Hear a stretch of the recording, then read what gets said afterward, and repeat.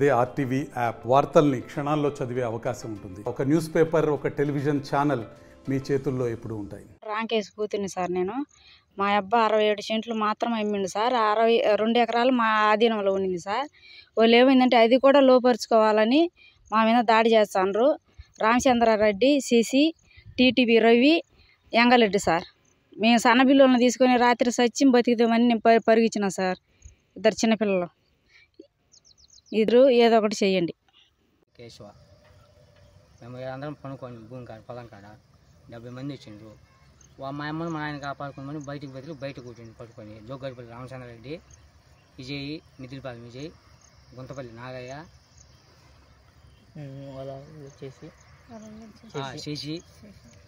శశి వచ్చేసి ఒళ్ళపల్లి ఎంగలరెడ్డి కానీ ఒళ్ళపల్లి ఎంగలరెడ్డి మాజీ కమిషనరు.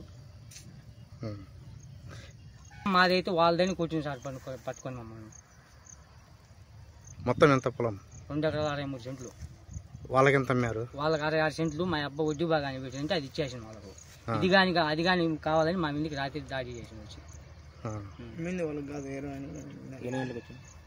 12:40. బద్వేల్ అర్బన్ మడకలవారిపల్లె పంచాయతీలో సర్వే నెంబర్ 789-790 వైకుంఠ రామకేశి అనేటువంటి దళితులు 2 ఎకరాల 40 సెంట్ల భూమిలోకి గాను 60 సెంట్ల భూమి అతను అమ్మితే ఈ 2 ఎకరాల 40 సెంట్లు మాదే అని చెప్పేసి దొంగ అగ్రిమెంట్లు రాసుకొని కొంతమంది భూ కబ్జాదారులు ఈ మొత్తం భూమి మాదే అని చెప్పేసి వాళ్ళు కట్టుకున్నటువంటి రేకులను, రూములను రాత్రికి రాత్రి 40-50 మంది రౌడీలను తీసుకొని వచ్చి వాళ్ళ మీద దాడి చేసి వాళ్ళని కొట్టి హింసించి వాళ్ళ ఊరిపైకి పోయి మీ అంతా తేలుస్తామని చెప్పి వాళ్ళను భయభ్రాంతులకు రాత్రి గురి చేయడం జరుగుతూ ఉంది. మేము అడుగుతూ ఉన్నాం డిహెచ్పిసి దళిత హక్కుల పోరాట సమితిగా, బద్వేల్ నియోజకవర్గంలో కానీ బద్వేల్ పట్టణంలో కానీ ఈ రెడ్ల ప్రభావం ఎక్కువగా కనపడతా ఉంది.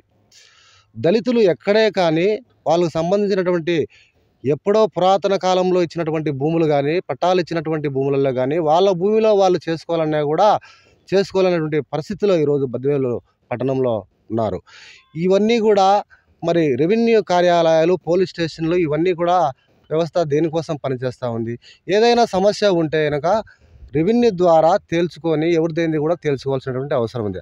అట్లా కాకోకుండా వీరిపైన దౌర్జన్యంగా చేసి భయభ్రాంతులకు గురి చేసి వీళ్ళను దాడి చేయడం అనేటువంటి దాన్ని డిహెచ్పిఎస్గా మేము తీవ్రంగా ఖండిస్తూ ఉన్నాం. ఈ బద్వేలు పట్టణంలో ఇట్లాగే కొనసాగితే వీళ్లకు సరైనటువంటి న్యాయం జరగకపోతే దళిత హక్కుల పోరాట సమితి ఆధ్వర్యంలో జిల్లా వ్యాప్తంగా కూడా ఉద్యమాలు కొనసాగిస్తామని కూడా ఈ సందర్భంగా హెచ్చరిక జారీ చేస్తా ఉన్నాం. మరిన్ని వీడియోస్ కోసం ఛానల్ ని సబ్స్క్రైబ్ చేయండి. లేటెస్ట్ అప్డేట్స్ కోసం వాట్సాప్ ఛానల్ ని ఫాలో చేయండి. అండ్ లింక్ డిస్క్రిప్షన్ లో ఉంది.